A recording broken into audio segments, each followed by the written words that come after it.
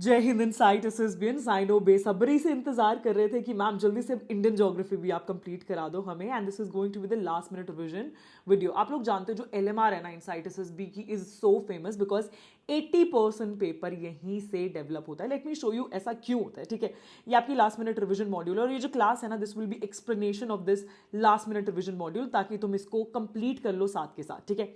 आप नोटिस करोगे पेपर में कहां से क्वेश्चन आता है, भांगर तेराई भाबर, ठीक है। Why? Because this is in previous year question, बार बार रिपीट हुआ एरिया है ये, ठीक है। फिर आइलैंड से क्वेश्चन आता है, स्पेसिफिकली यहाँ पर कोरल्स वाले क्वेश्चन बहुत ज्यादा पूछे जाते हैं, ठीक है। उसके बाद आप देखोगे ड्रेनेज पैटर्न, ड्रेनेज सिस्टम से क्वेश्चन आता है, क्लाउड से क्वेश्चन आता है, बहुत सारे स्पेसिफिक एरियाज हैं, पोर्ट से क्वेश्चन आएगा। और यहाँ पर आपके करंट अफेयर भी मैं ऐड करा दूंगी ताकि तुम्हें टेंशन ना रहे कि पोर्ट्स में आजकल क्या चल रहा है, ठीक है। So all of these things will be actually covered in this one single class. तो जो भी अभी डरा बैठा ना कि मैम एनसीईआरटी मुझे पूरी रिवाइज करनी है क्या, मत tension low.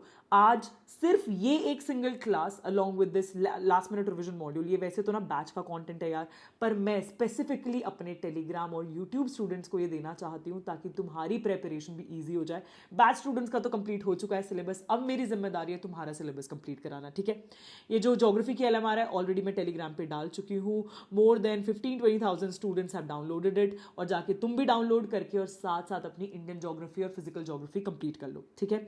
So what ever is important will be covered in this one single class.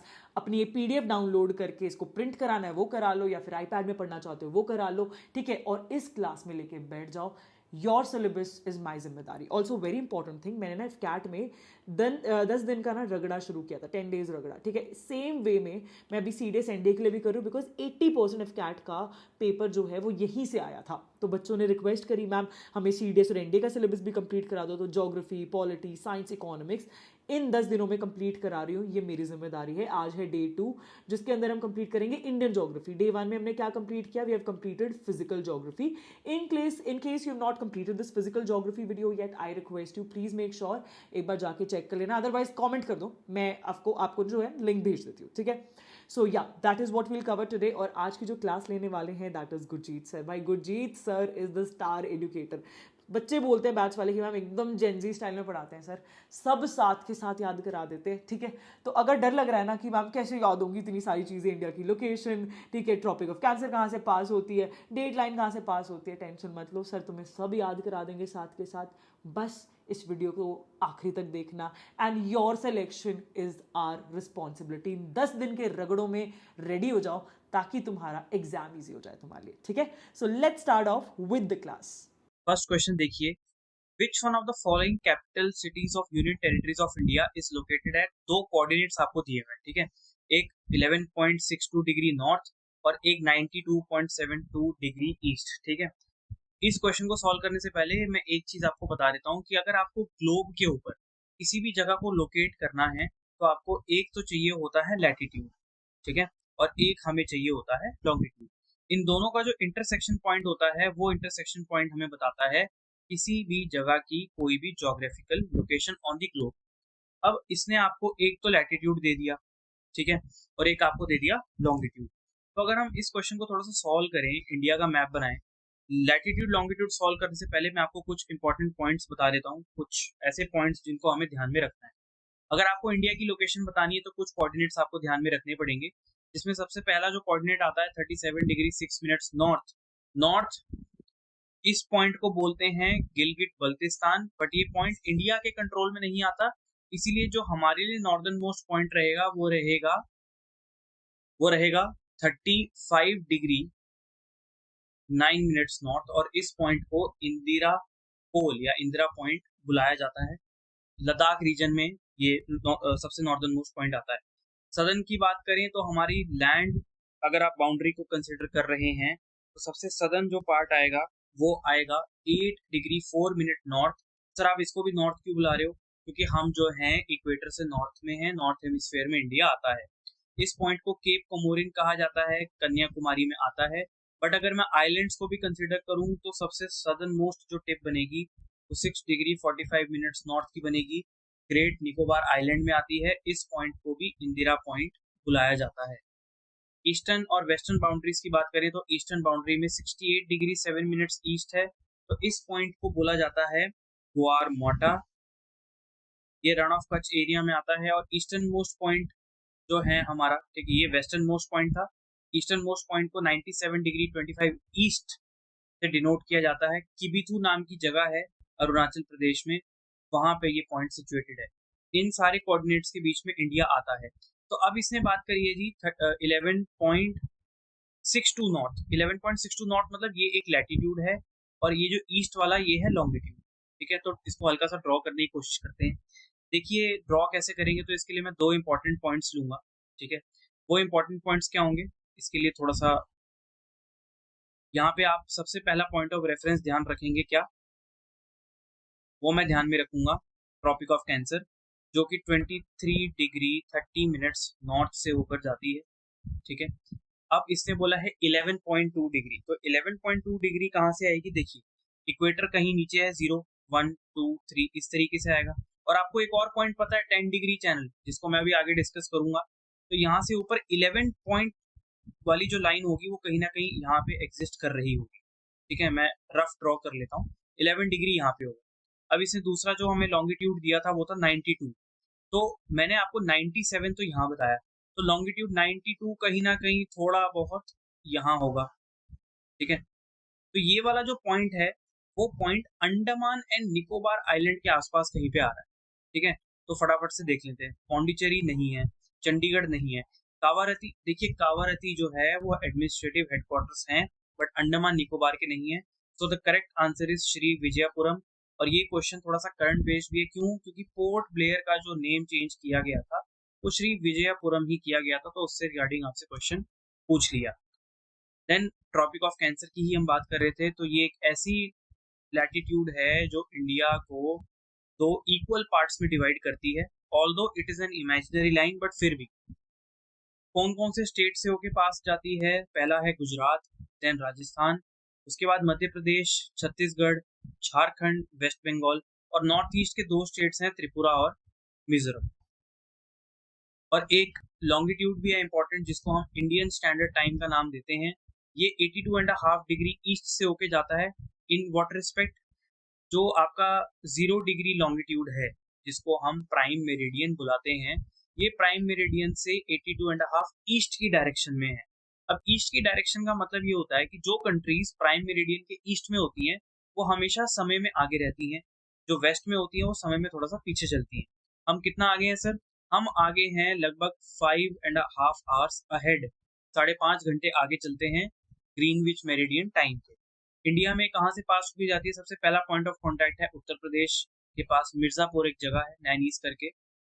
Second point of contact है मध्य प्रदेश, then Chhattisgarh, Orissa and Andhra.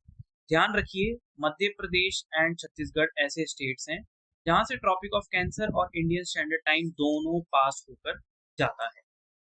India की बाउंड्रीज के बारे में हम बात कर रहे थे, तो नेबर्स के बारे में भी हमें फटाफट से पढ़ लेना चाहिए। नेबर्स को याद करने का सबसे बेस्ट तरीका ये है कि आप इनको मैप के ऊपर प्लॉट कर लें फटाफट, इससे मैपिंग की नॉलेज भी इंप्रूव होती है और इन जनरल भी सारी चीजें क्लियर होते हुए चलती हैं। तो जी अगर मैं बात करूं तो सबसे पहला आता है हमारा नेबर पाकिस्तान। पाकिस्तान के साथ जो हमारी इंटरनेशनल बाउंड्री है, जो आप ये वाली बाउंड्री देख रहे हैं, इस बाउंड्री को क्या बुलाया जाता है, इसे रेडक्लिफ लाइन कहा जाता है, ठीक है। और इसके साथ एक इंटरनल कॉन्फ्लिक्ट की वजह से एक बाउंड्री ड्रॉ की गई है, which is LOC, line of control. But ये एलओसी जो है इंटरनेशनल बॉर्डर, हम इसको कंसिडर नहीं करते। स्टेट्स की बात करें तो सबसे पहला स्टेट आता है आपका गुजरात, फिर आता है राजस्थान, मैक्सिमम बॉर्डर इधर से ही जाता है। राजस्थान के बाद ये वाला जो स्टेट है, this is the state of Punjab, ठीक है। फिर उसके ऊपर दो यूनियन टेरिटरीज आती हैं, जम्मू एंड कश्मीर, और इसके ऊपर आता है लद्दाख, ठीक है। देन बात करें दूसरा नेबर अफगानिस्तान। अफगानिस्तान के साथ इंडिया बॉर्डर शेयर करता है, बट इंडिया का वो पोर्शन बॉर्डर शेयर करता है जो पाकिस्तान ऑक्यूपाइड कश्मीर में आता है। और ये जो इंटरनेशनल बाउंड्री है इसका नाम है डूरंड लाइन, ठीक है। ये पोर्शन अगर हम वैसे कंसिडर करें तो लद्दाख का जो रीजन है वो अफगानिस्तान के साथ थोड़ा सा बॉर्डर शेयर करता है। देन बात करें हम चाइना की, तो चाइना के साथ जो इंटरनेशनल बॉर्डर शेयर होता है, जो ये आप ये वाली लाइन देख रहे हैं, इस इंटरनेशनल बाउंड्री का नाम है मैकमेहन लाइन, ठीक है। ये सारा डिस्ट्रीब्यूशन ब्रिटिशर्स ही करके गए थे। स्टेट्स की बात करें तो सबसे पहले आपका रीजन ऑफ लद्दाख, देन ये जो स्टेट है, ये स्टेट का नाम है हिमाचल प्रदेश। देन इसके बाद आता है उत्तराखंड। उत्तराखंड के बाद आप ये छोटा सा स्टेट अगर देख रहे हैं, इस स्टेट का नाम है सिक्किम। और सिक्किम के बाद नॉर्थ ईस्ट का एक स्टेट आता है जहाँ पे मेजर कॉन्फ्लिक्ट्स भी रहते हैं, that is Arunachal Pradesh. Then हम बात करते हैं नेपाल की। तो नेपाल के साथ हमारे कौन कौन से स्टेट्स बॉर्डर शेयर करते हैं? सबसे पहला आता है उत्तराखंड। उत्तराखंड के बाद आता है उत्तर प्रदेश। उत्तर प्रदेश के बाद आता है बिहार। देन ये वेस्ट बंगाल। कुछ बच्चे यहाँ पे बहुत कंफ्यूज होते हैं कि सर वेस्ट बंगाल कैसे? ये जो मैंने एरिया हाईलाइट किया है, ये पोर्शन भी वेस्ट बंगाल का ही काउंट होता है, ठीक है। वेस्ट बंगाल आपका फोर्थ, एंड सिक्किम। ये स्टेट्स नेपाल के साथ अपनी बाउंड्रीज शेयर करते हैं। टॉकिंग अबाउट भूटान, तो भूटान के साथ कौन कौन से स्टेट्स हैं? तो ऑब्वियसली सबसे पहला वेस्ट बंगाल। क्यों? क्योंकि वेस्ट बंगाल का ये नॉर्दर्न पॉइंट शेयर कर रहा है। देन सिक्किम। सिक्किम के बाद नॉर्थ ईस्ट के दो स्टेट्स हैं, एक अरुणाचल प्रदेश और उसके बाद आता है आपका असम। देन बांग्लादेश, जिसके साथ हम मैक्सिमम बॉर्डर शेयर करते हैं। बांग्लादेश के साथ स्टेट्स आते हैं, सबसे पहला वेस्ट बंगाल। वेस्ट बंगाल के बाद आता है असम। असम के नीचे जो आप ये वाला एरिया देख रहे हैं, इसको हम मेघालय का नाम देंगे, ठीक है। और कौन कौन से दो स्टेट्स? ये वाला जो स्टेट है ये है मिजोरम। और मिजोरम के बाद ये जो छोटा सा आप स्टेट देख रहे हैं जो बिल्कुल वेस्ट बंगाल के साथ लगा हुआ है, इस स्टेट को कहा जाता है the state of Tripura. And last but not the least, Myanmar. Myanmar के बॉर्डर्स याद रखने सबसे इजी हैं क्योंकि सारे के सारे नॉर्थ साउथ सीक्वेंस में लगे हुए हैं। सबसे पहले अरुणाचल प्रदेश। अरुणाचल प्रदेश के बाद नागालैंड। नागालैंड के नीचे आता है मणिपुर। मणिपुर के नीचे आता है ये मिजोरम। तो इस मैप के साथ साथ दो पर्पस सॉल्व हुए, सारी की सारी स्टैटिक इन्फॉर्मेशन भी याद होगी और दूसरा हमें इंडियन स्टेट्स की थोड़ी सी ज्योग्राफिकल लोकेशन के बारे में भी पता लगा है। अब बात करते हैं, क्योंकि इंडिया एक कोस्टल एरिया भी है, हमारा जो सदर्न मोस्ट स्टेट्स हैं वो सारे कोस्टल एरिया में आते हैं, तो सर क्या कोई ओशियानिक बाउंड्री भी हमारी होती है? तो ओशियानिक बाउंड्री का जो कॉन्सेप्ट है वो थोड़ा सा अलग तरीके से चलता है।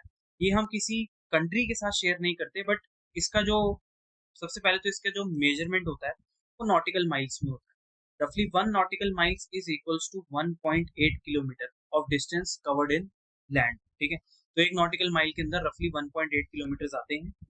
इसमें हमने तीन कैटेगरीज डिवाइड की हैं। सबसे पहला 12 नॉटिकल माइल्स। अगर हम हमारी लैंड से 12 नॉटिकल माइल्स आए, चाहे वो आइलैंड से हो चाहे वो मेन कोस्ट लाइन से हो, इस एरिया को कहा जाता है टेरिटोरियल वाटर।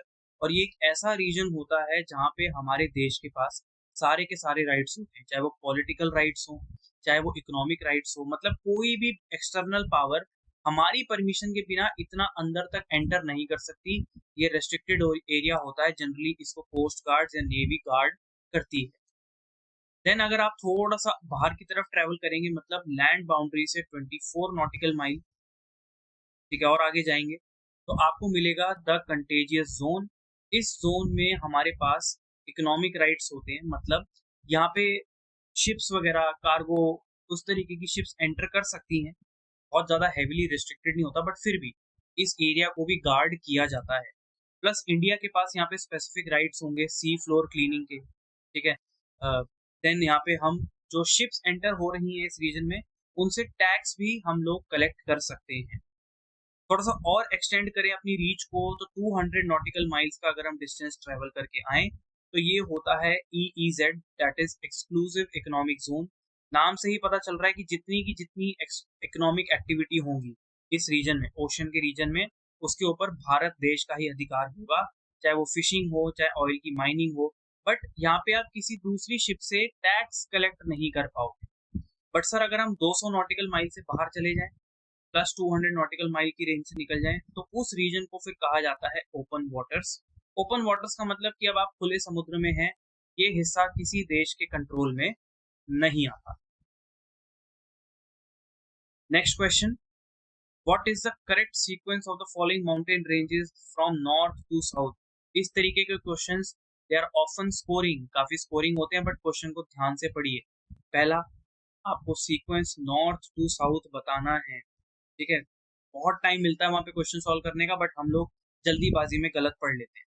तो बताइए इन रेंजेस को अगर आप थोड़ा सा अरेंज करेंगे तो आपको क्या सीक्वेंस देखने को मिलेगा। सबसे पहले आपको देखने को मिलेगा कुनलुन, ठीक है। ये जो पीक है ये ऑलमोस्ट तिब्बतन प्लेट्यू को टच करती है, इंडिया से भी ऊपर मानी जाती है। देन इंडिया का सबसे ऊपर वाला जो पोर्शन है वो काराकोरम रेंज है, हमारे हिमालयन का सबसे नॉर्दर्न पार्ट, अभी इसको डिस्कस भी करेंगे।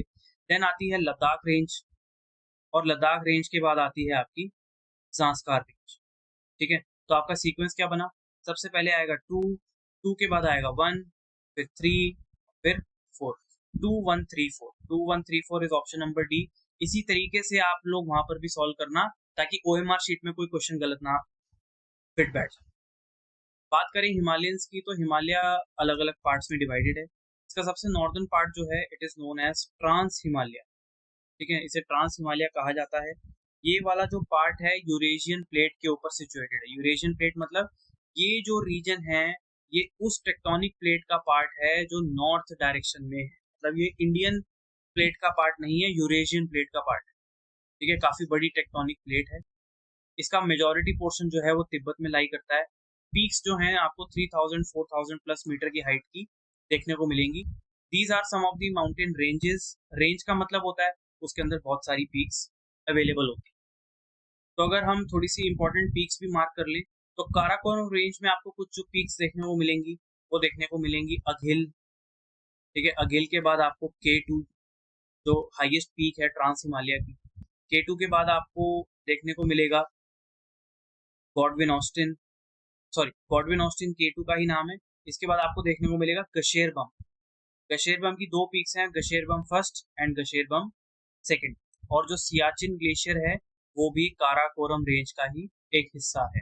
फिर आती है आपकी लद्दाख रेंज। लद्दाख रेंज में आपको देखने को मिलेगा माउंट राकापोशी, ठीक है। देन जांस्कार, जांस्कार रेंज में आपको देखने को मिलेगा नंगा पर्वत जो कि जम्मू एंड कश्मीर के रीजन में आता है। एंड देन कैलाश में आपको फेमस माउंट कैलाश देखने को मिलेगा, ठीक है। अगर हम हिमालयास की ही बात कर रहे हैं तो हिमालयास में आपको एक चीज ध्यान में रखनी है कि हिमालयास की जो फॉर्मेशन है आपके एग्जाम में पूछी जाती है। हिमालयास की फॉर्मेशन जो हुई थी वो प्लेट टेक्टोनिक्स की वजह से हुई है। प्लेट टेक्टोनिक्स का मतलब फिजिकल ज्योग्राफी में आपने पढ़ा होगा कि दो टेक्टोनिक प्लेट्स जब आपस में कोलाइड होती हैं तो सेडिमेंट्स का डिपोजिशन होने की वजह से माउंटेन क्रिएट हो जाते हैं। इसीलिए हिमालयास को यंग फोल्ड माउंटेन्स कहा जाता है क्योंकि अभी भी इनकी हाइट कुछ सेंटीमीटर से इंक्रीज होती है, ठीक है। सो कन्वर्जेंट बाउंड्री की वजह से ये चीजें फॉर्म होती हैं। प्लस क्या होता है, जियो सिंक्लाइन, जियो सिंक्लाइन का मतलब होता है जब सेडिमेंट्स आपस में कंप्रेस होते रहते हैं, लेयरिंग होती रहती है और माउंटेन की शेप वो ले लेते हैं, ठीक है। इन मूवमेंट की वजह से आपके Himalayan region, Himalayan mountain ranges बने हैं। बात करें दूसरी रेंज की तो इसे हम ग्रेटर हिमालयास का नाम देते हैं। ग्रेटर हिमालयास जो है ट्रांस हिमालयास के जस्ट साउथ में ही है और यही हिमालयास जो है सबसे बड़ा रीजन माना जाता है, ठीक है। सबसे बड़ा रीजन माना जाता है आपके पूरे हिमालयन माउंटेन रेंज का। इसी रीजन में आपको वर्ल्ड की सबसे हाईएस्ट पीक्स देखने को मिलेंगी जिसका नाम आपने माउंट एवरेस्ट भी सुना होगा। यहाँ पे रेंजेस की जो हाइट है 6000 मीटर से ऊपर ही आपको देखने को मिलेगा। मेजॉरिटी पोर्शन नेपाल में ही इसका लाई करता है। तो इसकी भी पीक्स एक बार अरेंज कर लेते हैं फटाफट से, और इसका मैं आपको वेस्ट टू ईस्ट ऑर्डर ही बता रहा हूँ। सबसे पहले आपका नंगा पर्वत जम्मू एंड कश्मीर से स्टार्ट हो जाती है और अरुणाचल प्रदेश के नामचा बारवा तक इसका एक्सटेंड जाता है, काफी लंबी चेन है। देन नंगा पर्वत के बाद उत्तराखंड की कुछ पीक्स आती हैं यहाँ पे, जैसे नीलकंठ, ठीक है। नीलकंठ के बाद आपको देखने को मिलेगा कामेट, कामेट के बाद आपको देखने को मिलेगी त्रिशूल माउंटेन, त्रिशूल माउंटेन के बाद आपको नंदा देवी पीक देखने को मिलती है। फिर ये नेपाल में एंटर हो जाते हैं तो नेपाल में आपको देखने को मिलेगा सबसे पहले Dhaulagiri. These are all mountain peaks, ठीक है। धौलागिरी के बाद आपको देखने को मिलेगा माउंट अन्नपूर्णा। अन्नपूर्णा के बाद आपको देखने को मिलेगा माउंट एवरेस्ट, वर्ल्ड की सबसे हाईएस्ट पीक, 8848 मीटर के आसपास इसकी हाइट है।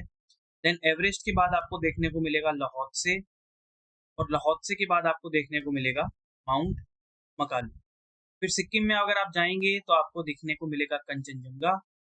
एंड लास्ट मैंने आपको बताया अरुणाचल प्रदेश की नामचा बारवा पीक ग्रेटर हिमालयाज का ही पार्ट है। देन हम बात करें ग्रेटर हिमालयाज के साउथ में आ जाएं तो इसे लेसर हिमालयाज भी बुलाया जाता है। आप इसको लेसर हिमालयाज बोल लीजिए, हिमाचल हिमालयाज बोल लीजिए, या मिडिल हिमालयाज भी आप इसको बुला सकते हैं। ठीक है, यहाँ पे आपको बहुत ज्यादा तो हाइट देखने को नहीं मिलेगी, बट ये जो हिमालयाज हैं ये फेमस हैं अपनी किस चीज के लिए, अपनी वैलीज के। ठीक है, वैलीज कौन कौन सी सर आपको देखने को मिलेंगी? सबसे पहले आपको यहाँ पे कश्मीर वैली देखने को मिलेगी। ठीक है, कश्मीर वैली के बाद आपको यहाँ पे देखने को मिलेगी धौलाधर। धौलाधर जो है वो है हिमाचल प्रदेश में। देन आपको यहाँ पे बहुत सारे फेमस फेमस हिल स्टेशंस देखने को मिलेंगे, जैसे नाग टिब्बा, मसूरी। मसूरी भी इसी हिमालयाज का ही पार्ट है। ठीक है, देन आपको नेपाल में एक रेंज देखने को मिलेगी जिसका नाम है महाभारत रेंज, ये नेपाल में है। दूसरा, इस हिमालयाज में आपको हरे भरे घास के मैदान, ग्रासलैंड्स भी देखने को मिलेंगे। ठीक है, इन ग्रासलैंड्स को कश्मीर में मर्ग का नाम दिया जाता है, आपने सुना होगा, सोनमर्ग, गुलबर्ग।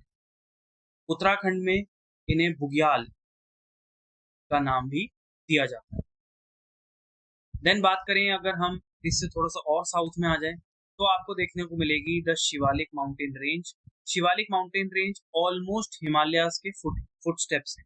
यहाँ पे हिमालयन रीजन जो है ऑलमोस्ट खत्म हो जाती है, इसीलिए यहाँ पे बहुत ऊंची ऊंची पीक्स तो आपको देखने को मिलेंगी नहीं, बट यहाँ पे काफी ह्यूमन पॉपुलेशन रिसाइड करती है। और ये वही रीजन है जहाँ से हिमालयन रिवर्स एग्जिट करना शुरू करती हैं। ये रीजन आपका कहाँ से शुरू हो जाता है? ये रीजन आपका पोटवार बेसिन, पाकिस्तान के पोटवार बेसिन से लेके ब्रह्मपुत्रा के बेसिन तक एक्सटेंड करता है, जो असम तक जाता है। यहाँ पे आपको कुछ जो इम्पोर्टेंट हिल्स देखने को मिलेंगी, जम्मू की हिल्स यहाँ पे देखने को मिलेंगी आपको। उत्तराखंड की आपको ढांग रेंज देखने को मिलेगी। देन यूपी चले जाएंगे तो आपको दुधवा रेंज देखने को मिलेगी। ठीक है, नेपाल चले जाएंगे तो नेपाल में आपको चुरिया, मुरिया जैसी हिल्स देखने को मिलती हैं। एलएमआर में भी ये सारी चीजें आपके लिए ऑलरेडी अरेंज्ड हैं, हिमालयाज के डिवीजन। ठीक है, आप इसको अलग अलग नाम से, ये इनके रीजनल नेम्स भी हो सकते हैं, जैसे कश्मीर हिमालयाज, हिमाचल हिमालयाज, ठीक है, अरुणाचल हिमालयाज। आप देखेंगे सबसे नॉर्थ पोर्शन में तो काराकोरम, लद्दाख, जांस्कार, पीर पंजाल, सब चीजें क्रोनोलॉजिकल ऑर्डर में अरेंज्ड हैं। यहाँ पे एक और चीज बताता हूँ, कारवास की फॉर्मेशन भी बहुत अच्छे से होती है।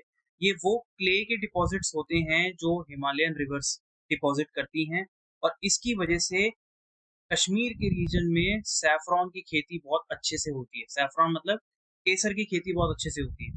ऑर्डर ऑफ रेंजेस भी अरेंज है, देखो, काराकोरम, लद्दाख, जांस्कार और फिर पीर पंजाल, सारा का सारा डिवीजन हिमालयाज का। ये देखिए, मैंने आपको बताया था बुग्याल्स, ये वो ग्रासलैंड्स हैं जो आपको उत्तराखंड रीजन में देखने को मिलेंगे।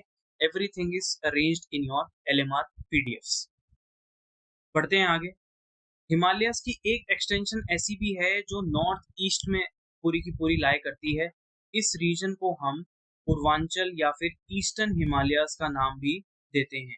ये वो हिमालयन रेंज है जो नॉर्थ साउथ ऑर्डर में अरेंज है और पूरी की पूरी नॉर्थ ईस्टर्न स्टेट्स में ही आपको देखने को मिलेगी। अगर हम यहाँ की थोड़ी सी पीक्स को अरेंज कर लें तो आपको अरुणाचल में यहाँ पे क्या क्या देखने को मिलेगा? डाफला, मेरी, अभोर, ठीक है, देन आपको दिहांग रेंज, ठीक है, मीशमी, ये सब आपको अरुणाचल प्रदेश में ही देखने को मिलेंगे। देन एक ऐसी रेंज आती है जिसका नाम है पटकाई बम। ठीक है, पटकाई बम रेंज, ये वो रेंज है जो अरुणाचल प्रदेश प्लस नागालैंड दोनों स्टेट्स में एक्सटेंड करती है। देन नागालैंड में नागा हिल्स, मणिपुर में मनी हिल्स, मिजोरम में मिजो हिल्स और त्रिपुरा में त्रिपुरी हिल्स। ये सारा का सारा नॉर्थ ईस्टर्न हिमालयाज यानी कि पूर्वांचल हिमालयाज में लाई करता है। Sir what about Assam and Meghalaya? Assam and Meghalaya जो हैं ये आपके पेनिनसुलर प्लेट्यू का पार्ट है, they are not part of Himalayas, और इन्हें ये पेनिनसुलर प्लेट्यू को हिमालय से कौन डिवाइड करता है? इस रेंज का नाम है बराइल रेंज। बराइल रेंज जो है वो हिमालयास को, नॉर्थ ईस्टर्न हिमालयास को पेनिनसुलर प्लेट्यू से डिवाइड करता है। बात करें नेक्स्ट फिजियोग्राफिक डिवीजन की, तो इसे हम नॉर्दर्न प्लेन्स का नाम देते हैं। नॉर्दर्न प्लेन्स क्यों? क्योंकि हिमालय से जो रिवर्स अब प्लेन्स की तरफ बढ़ रही हैं, वो रिवर्स यहाँ पे बहुत बड़े बड़े डिपोजिशन करती है। डिपॉजिट करना मतलब जो रिवर हिमालयन से पत्थरों को, डिब्री को, बहुत बड़े बड़े पार्टिकल्स जो अपने साथ लेकर आ रही थी इरोड करके, उसको कहीं ना कहीं तो जमा करेगी ना। तो जब जमा करनी शुरू करती है, उस रीजन को नॉर्दर्न प्लेन्स कहा जाता है। इसको हम 4 बेसिक जियोमॉर्फोलॉजिकल डिवीजन से पढ़ सकते हैं। सबसे पहला आता है जी भाबर, देन तेराई, फिर बांगर एंड खादर। भाबर वो एरिया होता है कि जब रिवर फ्रेश हिमालय से निकली हैं और उस रिवर में बहुत बड़े बड़े पत्थर, बोल्डर पत्थर हैं, तो इस रीजन में जहाँ पे सबसे पहला डिपोजिशन होता है बड़े बड़े पत्थरों का, इसको भाबर कहा जाता है। और इतना बड़ा डिपोजिशन होता है कभी कभी कि रिवर जो है अंडरग्राउंड भी चली जाती है, जिसकी वजह से ये जो भाबर वाला एरिया है एग्रीकल्चर के लिए अच्छा नहीं माना जाता। फिर क्या होता है, रिवर जब थोड़ा सा आगे जाती है तो बड़े बड़े पत्थर तो पीछे रह गए, फिर थोड़े थोड़े फाइन सेडिमेंट्स को डिपॉजिट करना शुरू करती है। इस रीजन को हम तेराई का रीजन बोलते हैं। क्यों? क्योंकि यहाँ पे एक तो फ्लड जैसी कंडीशंस बहुत ज्यादा होती हैं, प्लस डिपोजिशन भी होने लगता है। सर फ्लड क्यों आता है? क्योंकि जो रिवर अंडरग्राउंड हो गई थी, अब वो वापस से बाहर आना शुरू हुई है। और यहाँ पे एक या दो रिवर की मैं बात नहीं कर रहा हूँ, यहाँ पे इतनी सारी मेजर रिवर्स हैं, उनकी छोटी छोटी ट्रिब्यूटरीज हैं कि फ्लड आना तो लाजमी है। तो ये रीजन में आपको अच्छे फॉरेस्ट, अच्छा वाइल्ड लाइफ कवर देखने को मिलता है, बट ड्रेनेज उतना बढ़िया नहीं है। फिर आता है वो रीजन जहाँ पे रिवर सबसे बेस्ट डिपोजिशन करती है, इतने फाइन सेडिमेंट्स का डिपोजिशन करती है, जिसे हम अलूवियल सॉइल का नाम देते हैं। लेक्चर में भी आगे पढ़ेंगे, बट फिर भी इंट्रोड्यूस करवा रहा हूँ। अलूवियल सॉइल वो सॉइल होती है जो एग्रीकल्चर के लिए सबसे बेस्ट मानी जाती है। अब इसमें भी दो पार्ट्स आते हैं। जैसे सबसे पहले बांगर की हम बात करें, तो बांगर को आप ऐसे समझिए कि रिवर पहले इस डायरेक्शन में जा रही थी, तो यहाँ पर डिपॉजिट कर रही थी, ठीक है सर। बट अब रिवर ने क्या किया, वो इससे यहाँ से थोड़ा सा बेंड होकर जा रही है, ठीक है, थोड़ा सा बेंड होकर जा रही है। तो अब जो नया डिपोजिशन है वो नीचे की तरफ हो रहा है, और पुराना जो डिपोजिशन है वो ड्राई होना शुरू हो गया, जहाँ से रिवर पहले जा रही थी। जो ओल्ड डिपोजिशन होता है इसे बांगर बुलाते हैं, जो कि अब ड्राई हो चुका है क्योंकि रिवर वहां से नहीं जा रही। जो न्यू डिपोजिशन है इसे हम खादर बोलते हैं, और ये सबसे बेस्ट एग्रीकल्चरल लैंड्स माने जाते हैं। तो बांगर का मतलब ओल्ड अलूवियल, खादर का मतलब न्यू अलूवियल। वीडियो में आगे बढ़ने से पहले, इफ आप वो स्टूडेंट हैं जिसको लास्ट मंथ में प्रॉब्लम हो रही है कि चीज़ों को सिस्टमैटिक तरीके से कैसे करें, तो this crash course is for you. इस क्रैश कोर्स में हम लास्ट 30 डेज में वो सारे के सारे इंपॉर्टेंट टॉपिक्स कवर करने वाले हैं जो आपके एग्जाम के लिए बहुत ही ज़्यादा इंपॉर्टेंट है। इसको हम नोट्स प्लस लेक्चर्स के साथ करेंगे, और साथ ही साथ द मोस्ट फेमस LMR भी आपको मिलेंगी, और उसके रिविजन सेशंस भी आप लोगों के बैचेस में होंगे। तो इफ यू वांट कि आपको इन लास्ट 30 डेज में गाइडेड प्रिपरेशन चाहिए, एक हेल्पिंग हैंड चाहिए, this course is for you. आप इस कोर्स में एनरोल कर सकते हैं via the inside SSB app. Inside SSB की ऐप आप डाउनलोड कर लीजिए, वहाँ पे आपको एक कोर्स अवेलेबल हो जाएगा। बढ़ते हैं हम आगे। थर्ड फिजियोग्राफिक डिवीजन की बात करें तो तीसरा डिवीजन आता है द पेनिनसुलर प्लेट्यू। देखिए पेनिनसुलर प्लेट्यू जो है ये मिक्स है दो चीजों का। एक, यहाँ पे भी आपको माउंटेन चेन देखने को मिलेंगी, बट ये वाली जो माउंटेन चेन है ये हिमालय जैसी नहीं है। क्यों सर? क्योंकि ये माउंटेन चेन जो बनी थी वो बनी तो ये भी टेक्टोनिक प्लेट्स की हेल्प से ही है थोड़ा बहुत, बट ये वो प्लेट्स हैं जो कई सदियों साल पहले ही सेट हो चुकी हैं। सर सेट होने का मतलब कैसे? कि इंडिया का जो ये वाला पार्ट था, पेनिनसुलर प्लेट्यू वाला पार्ट था, ये काफी पहले फॉर्म हो चुका था। अफ्रीकन कोस्ट से अलग हुए थे हम लोग, ठीक है, तब ये बन चुकी थी, तब ये माउंटेन रेंजेस क्रिएट हो गई थी। इसीलिए ये माउंटेन रेंज अब क्या बन चुकी हैं? रेसिडुअल माउंटेन्स बन चुकी। क्यों? क्योंकि यहाँ पे अब कोई टेक्टोनिक एक्टिविटी अब नहीं होती, कोई ऐसी टेक्टोनिक प्लेट नहीं है जो इंडिया के बीच से होकर जा रही हो। तो ये माउंटेन अब जो है सिर्फ और सिर्फ इरोड हो रहे हैं। और प्लस यहाँ पे जो मेजर फिजियोलॉजिकल एक्टिविटी हुई है वो टेक्टोनिक प्लेट्स कम वॉल्केनिक एक्टिविटी ज्यादा हुई है। इतनी वॉल्केनिक एक्टिविटी हुई है इस रीजन में कि यहाँ की मिट्टी ही काली हो चुकी है। तो एक और सॉइल से मैं आपका इंट्रोडक्शन करवा रहा हूँ जिसे ब्लैक सॉइल कहा जाता है। नॉर्दर्न ये पेनिनसुलर प्लेट्यू के भी कुछ पार्ट्स हैं, जैसे कि आप ये जो सबसे बड़ा इन्वर्टेड ट्रायंगल देख रहे हो इसी को डेक्कन प्लेट्यू कहा जाता है। ठीक है, ये सबसे मेजॉरिटी पोर्शन कवर करता है आपके पेनिनसुलर प्लेट्यू का। फिर आप ये देख रहे हैं जो पर्पल कलर से मार्क किया हुआ है मैंने, इसे छोटा नागपुर प्लेट्यू कहा जाता है। ये पेनिनसुलर प्लेट्यू की नॉर्थ ईस्टर्न विंग मानी जाती है। फिर असम और मेघालय का जो रीजन है वो कार्बी एंगलोंग प्लेट्यू के ऊपर बेस्ड है। ठीक है, ये असम में मेघालय में एक्सटेंड होता है। ठीक है, फिर अगर आप ये बात करें ग्रीन कलर का ये जो मार्क हो रखा है इसे सेंट्रल हाईलैंड्स भी बुलाया जाता है। मध्य भारत पठार इसका हिस्सा है। प्लस ये तो एक विंग हो गया, दूसरा विंग है आपके Ghats, the western ghats and eastern Ghats. Yes, western और ईस्टर्न घाट भी पेनिनसुलर प्लेट्यू के ही पार्ट हैं। ये वो ज्योग्राफिकल डिवीजन है जहाँ पे आपको हिल्स भी देखने को मिलेंगी, प्लस ये आपके ओशियन से भी कनेक्टेड है। तो फटाफट से यहाँ पे पेनिनसुलर प्लेट्यूज की हम लोग जो इंपॉर्टेंट रेंजेस हैं उसको फटाफट से मार्क कर लेते हैं मैप के ऊपर। सबसे पहले आती है हमारी अरावली रेंज, सबसे ओल्डेस्ट फोल्ड माउंटेन है। एक टाइम पे टेक्टोनिक प्लेट्स के पोजीशन से बढ़ते थे बट अब स्टेबल हो चुके हैं। Now they are eroding day by day. ठीक है, घिस रहे हैं और एक एरिया तो ऐसा बन चुका है कि भैया इसके ऊपर से सड़क भी जा चुकी है। ठीक है, पासिस की बारे में बात करें तो पास क्या होता है, दो माउंटेन रेंजेस के बीच में एक एरिया होता है। ठीक है, मतलब एक ऐसा कनेक्शन होता है जो दो माउंटेन रेंजेस को कनेक्ट करता है। इसमें आता है गुरांग पास, पीपली, देवायर एंड दिसारी। अगर मैं कुछ इंपॉर्टेंट पीक्स को अरेंज करूं तो यहाँ ये शुरू होता है गुजरात के पालनपुर से लेके दिल्ली के रायसेना हिल्स तक। इसका जो मेजॉरिटी पोर्शन है राजस्थान में एग्जिस्ट करता है। तो राजस्थान में ही आपको क्या क्या देखने को मिलेगी, अबू हिल्स, जरगा हिल्स, देन आपको मारवाड़ हिल्स यहीं पे देखने को मिलेगी। ठीक है, एक और हिल आती है जिसका नाम है हर्षनाथ। ये सारी की सारी आपको राजस्थान के एरिया में ही देखने को मिलती है। अरावली इसकी सबसे हाईएस्ट पीक जो है दैट इज गुरु शिखर। बात करें सेकंड रेंज की तो सेकंड रेंज आती है हमारी विंध्या रेंज। विंध्या रेंज का जो एक्सटेंट है वो जोबट गुजरात से शुरू होता है और जाता है आपका सासाराम बिहार तक। ठीक है, दिस इज सासाराम बिहार।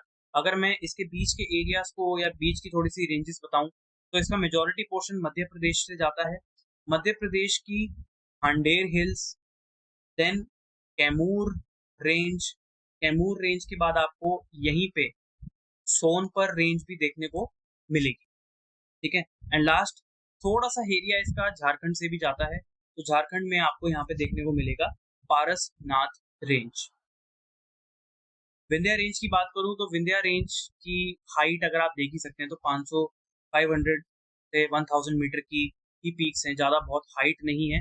एक चीज डिवाइड करिए कि जो विंध्या रेंज है ये विंध्या रेंज वाटर डिवाइड का काम करता है। वाटर डिवाइड का मतलब इसके ऊपर की जितनी भी वाटर बॉडीज हैं वो नॉर्थ इंडियन रिवर्स, और इससे नीचे की जो वाटर बॉडीज हैं इन्हें साउथ इंडियन रिवर्स भी कहा जाता है।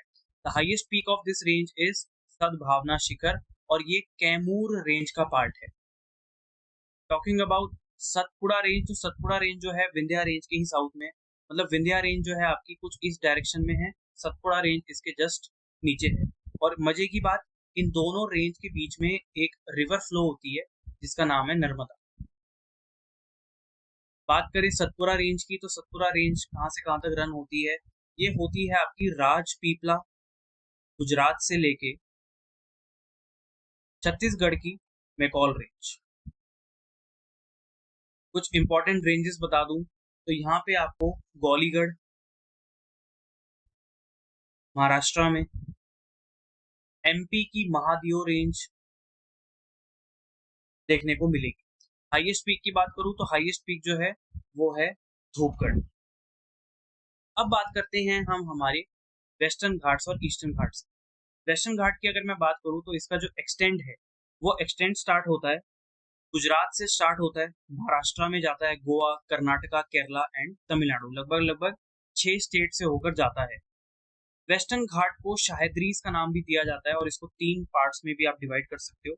नॉर्थ शायदरी जो है वो आपको कहाँ से कहाँ तक देखने को मिलेगा, ये आपको तापी वैली से लेके नॉर्थ गोवा के बीच में देखने को मिलता है।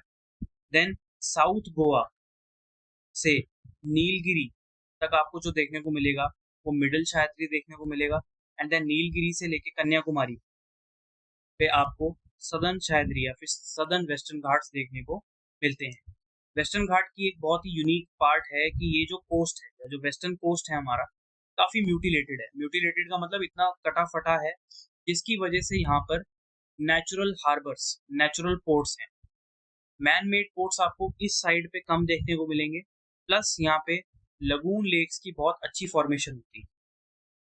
लगून लेक मतलब जो ओशन का वाटर लैंड बाउंड्री के बीच में ट्रैप हो जाता है। It is a very famous tourist attraction in southern states like Kerala and Karnataka. अगर मैं यहाँ की कुछ इंपॉर्टेंट पीक्स को आपके लिए अरेंज कर दूं नॉर्थ टू साउथ, तो आप मुझे जरूर थैंक यू बोलेंगे। उससे पहले मैं अरेंज कर देता हूँ। सबसे पहले सलहेर, कालसुबाई, महाबलेश्वर, ठीक है। महाबलेश्वर के बाद वोवुल मेला, वोवुल मेला के बाद कुद्रेमुख, थोड़ा सा जगह का कंस्ट्रेंट है इसलिए यहाँ पे लिख रहा हूँ। कुद्रेमुख के बाद आएगा आपका डोडा बेटा, ठीक है। डोडा बेटा के बाद आएगा आपका अनाईमुडी, ठीक है। अनाईमुडी के बाद Nilgiri. It is a tri junction point Kerala Karnataka Tamil Nadu के बीच में। नीलगिरी के बाद आपको देखने को मिलेगा अन्नामलाई, ठीक है। अन्नामलाई के बाद सीक्वेंस में यहाँ पर लिख रहा हूँ। अन्नामलाई के बाद आपको देखने को मिलेगी पालिनी हिल्स, पालिनी हिल्स के बाद वारुशंद, वारुशंद के बाद आपको cardamom hills, very very important. And last but not the least is Nagercoil. ये है the north south sequence of western ghats and their hills.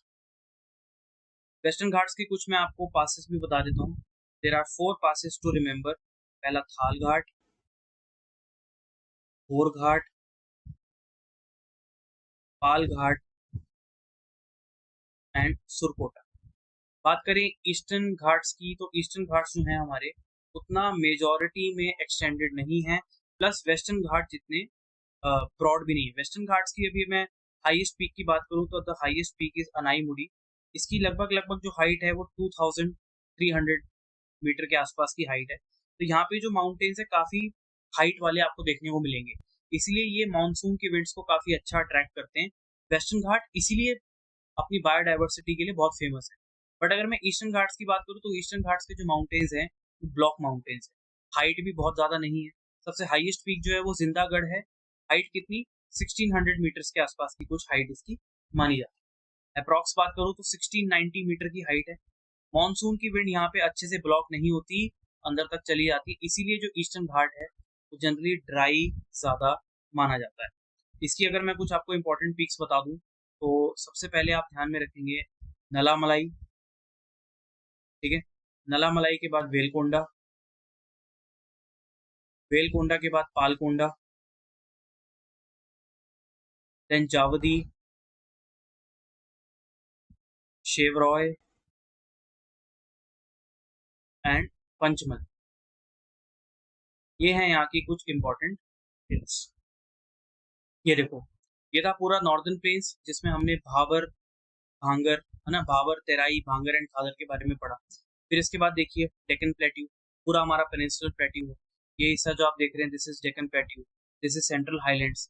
ये जो नॉर्थ ईस्टर्न वाला पोर्शन था दिस इज योर छोटा नागपुर प्लेट्यू। एवरीथिंग, हर चीज अरेंज्ड है, chronological order में अरेंज्ड है और मैप्स भी सारे आपके ऐड किए हुए हैं। ये देखिए कोस्टल रीजन मैंने आपको बताया, ठीक है, हमारा वेस्टर्न घाट्स, ईस्टर्न घाट्स और उनके बीच का जो ये पोर्शन है इसे ही कोस्टल एरिया माना जाता है। वेस्टर्न कोस्टल प्लेन्स, ध्यान रखिए इनको एक नाम दिया जाता है, क्या, that is Malabar coast. Exam में डायरेक्टली पूछा जा चुका है। और ईस्टर्न कोस्ट को एक नाम दिया जाता है, दैट इज कोरोमंडल कोस्ट। ये दो नाम जो हैं वो आप सभी बच्चे याद रखेंगे। सब चीजें एलएमआर में प्रोवाइडेड है, ठीक है। जो आप वेस्टर्न घाट, वेस्टर्न प्लेन्स की बात करें, वेस्टर्न प्लेन्स आपका रण ऑफ कच्छ गुजरात से लेके कन्याकुमारी तक जाता है। ईस्टर्न की बात करें तो ईस्टर्न वाला जो है आपका वो ओडिशा या फिर सुवर्ण रेखा एक रिवर है, वहां से लेके कन्याकुमारी तक आपका ईस्टर्न घाट्स जाते हैं। Next question, consider the following statements regarding Andaman and Nicobar islands. ये 836 छोटे छोटे आइलैंड्स रॉकी आउटक्रॉप से मिलके बना हुआ है। बिल्कुल सही स्टेटमेंट है, मैं आपको पहले ही बता देता हूँ। The group is divided by 10 degree channel. ये पॉइंट पता नहीं कितनी बार n number of times directly indirectly आपके एग्जाम में पूछा जा चुका है। ये स्टेटमेंट पढ़ते ही कुछ बच्चों का आंसर तो हो गया होगा कि भाई 2 तो है, ठीक है, 2 तो इस स्टेटमेंट में है, तो ए तो इसका आंसर हो नहीं सकता। इस यूनियन टेरिटरी की कुछ ट्राइब्स हैं जैसे कोया, मलाचेरी, अमनदीवी, ठीक है, इसको कंसिडर करते हैं। There are more than 2 major ports in Andaman and Nicobar. तो देखिए, अगर आपको ये नहीं पता था कि कोया, मालमी, मलाचेरी नाम की कोई ट्राइब्स हैं, तो अमनदीवी नाम शायद आपने सुना होगा। अमनदीवी एक आइलैंड्स भी हैं, बट ये अंडमान निकोबार नहीं, लक्षद्वीप का पार्ट है। तो थर्ड वाला स्टेटमेंट रॉन्ग हो गया, थर्ड यहाँ पे रॉन्ग हो गया आपका, ठीक है। यहाँ पे 2 से ज्यादा मेजर पोर्ट्स हैं, देखिए नहीं, फिलहाल के लिए यहाँ पे एक ही ऑपरेशनल पोर्ट है जो government of India carry out करती है। So fourth is also wrong. So the correct answer to this question is option number B, 1 and 2. ठीक है। अब बात करें अगर हम अंडमान एंड निकोबार आइलैंड्स की, तो ये जो आइलैंड्स हैं, ये आइलैंड्स टेक्टोनिक प्लेट से मिलके बने हैं। सर कौन सी 2 प्लेटें आपस में टकराई? यहाँ से टकरा रही थी इस डायरेक्शन से इंडियन प्लेट, और ऊपर से टकराई आपकी बर्मा प्लेट, या फिर जिसको म्यांमार प्लेट भी आप बुला सकते हैं, ठीक है। तो ये आइलैंड्स जो हैं टेक्टोनिक प्लेट से बने हैं। कुछ हिस्सा इसका ऐसा है जो कोरल से भी बना है। अब यहाँ पे मैं फटाफट से कुछ आपको इंपॉर्टेंट ज्योग्राफिकल चीजें बता देता हूँ। सबसे पहले इस पोर्शन को मैं कंसिडर करूंगा नॉर्थ अंडमान, ठीक है। इस पोर्शन को मैं कंसिडर करूंगा मिडिल अंडमान, ठीक है। देन ये वाले पोर्शन को कंसिडर कर लेते हैं हम साउथ अंडमान, और इसको कंसिडर कर लेते हैं लिटिल अंडमान। ये हो गया हमारा कार निकोबार। देन ये कंसिडर कर लेते हैं नैन कावरी, एंड ये वाला जो पोर्शन है इसे कर लेते हैं लिटिल अंडमान, और लास्ट में ये जो आइलैंड है इसे हम ग्रेट निकोबार कंसिडर कर लेते हैं, जो हमारी सदर्न मोस्ट बाउंड्री भी थी। सबसे पहले और सबसे मोस्ट इंपॉर्टेंट पॉइंट, यहाँ पे एक लैटिट्यूड में ड्रॉ कर रहा हूँ। इस लैटिट्यूड को ही 10 डिग्री चैनल कहा जाता है। यही वो लैटिट्यूड है जो अंडमान ग्रुप को निकोबार से सेपरेट करता है, या फिर आप कह सकते हैं लिटिल अंडमान को कार निकोबार से भी सेपरेट कर रहा है। सर ऐसे कोई और भी डिविजन्स हैं? तो यस, एक छोटी सी डिवीजन यहाँ पर भी है, इसको हम नाम देंगे डंकन पैसेज। आप खुद बता सकते हैं कि डंकन पैसेज किसको डिवाइड कर रहा है। कुछ मैं छोटे छोटे आइलैंड्स और ड्रॉ कर लेता हूँ। यहाँ पे एक, इसका मैंने नाम दे दिया नारकोंडम। सर क्यों? क्योंकि नारकोंडम जो है एक डोरमेंट वॉल्केनो है, इंपॉर्टेंट है। तो यहाँ पे एक ड्रॉ कर लेते हैं बैरन आइलैंड। सर क्यों? एक्टिव वॉल्केनो है, कभी भी फट सकता है। यहाँ पे एक आइलैंड ड्रॉ कर लेते हैं जिसका नाम है हैवलक आइलैंड। सर क्यों ड्रॉ किया? सबसे पहला, ये कोरल रीफ से मिलके बना है। दूसरा, इसका नाम चेंज करके अब स्वराज आइलैंड हो चुका। सर यहाँ पे एक और ड्रॉ कर लेते हैं नील आइलैंड। सर क्यों? इसका भी नाम चेंज हो चुका है शहीद के नाम से। यहाँ पे ड्रॉ कर लेते हैं रॉस। सर क्यों? क्योंकि इसको अब नेताजी सुभाष चंद्र बोस जी के नाम पे रख दिया गया है, ठीक है। सो ये है यहाँ की कुछ इंपॉर्टेंट फीचर्स।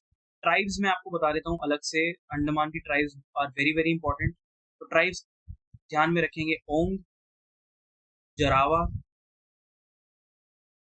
ग्रेट अंडमानीज, नाम से ही आपको ये खैर ये तो पता चल जाएगा, सेंटिनलीज, निकोबारीज एंड शॉम्पेन्स। शॉम्पेन्स जो है आपके एग्जाम में डायरेक्टली पहले भी पूछा जा चुका है। दूसरे ग्रुप की बात करें तो दूसरा ग्रुप आता है हमारा लक्षद्वीप आइलैंड का। लक्षद्वीप जो है पूरे के पूरे कोरल रीफ के डिपोजिशन से बने हैं। इसकी भी मैं कुछ इंपॉर्टेंट चीजों को मार्कआउट कर लेता हूँ। इसको ले लेते हैं जी अमनदीवी, ये लक्षद्वीप का सबसे नॉर्दर्न हिस्सा है, ठीक है। यहाँ पे एक आइलैंड ड्रॉ कर लेता हूँ जिसका नाम है अगाती। ये नाम चाहे आपके एग्जाम में पूछे ना गए हो, बट यू नेवर नो ये नाम कहाँ अपीयर हो जाए। देन इसको ड्रॉ कर लेते हैं एंड्रॉट, ये लक्षद्वीप का सबसे बड़ा आइलैंड है। तो यहाँ पे ड्रॉ कर लेते हैं लैकादिव, ठीक है। यहाँ ड्रॉ कर लेते हैं आपका मिनिकॉय,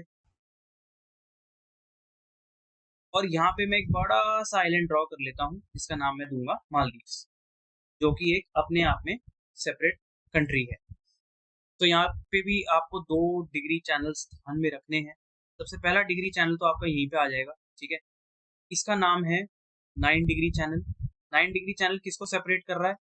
लैकाडिव को मिनिकॉय आइलैंड से। और दूसरा आपको ध्यान में रखना है 8 डिग्री चैनल, ठीक है। ये 8 डिग्री चैनल किसको सेपरेट कर रहा है? 8 डिग्री चैनल सेपरेट कर रहा है मिनिकॉय को मालदीव से, या फिर आप बोल सकते हैं इंडिया को मालदीव से सेपरेट करता है 8 डिग्री चैनल। नेक्स्ट क्वेश्चन आता है हमारा, consider the following rivers of India, और आपको इन रिवर्स में से बताना है कि कौन सी वेस्ट फ्लोइंग है।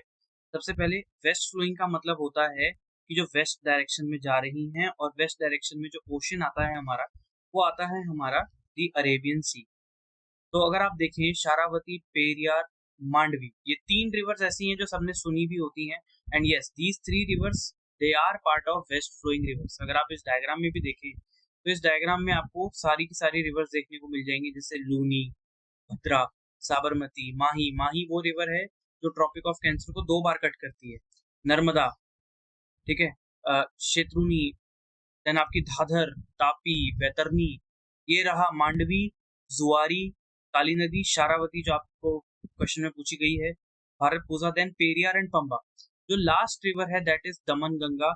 यस, एक छोटा सा एडिशन आप भी कर लीजिए, Daman Ganga is also a part of your west flowing river. तो उसका जो आंसर हो जाएगा that is all 4, they are all part of your west flowing reverse.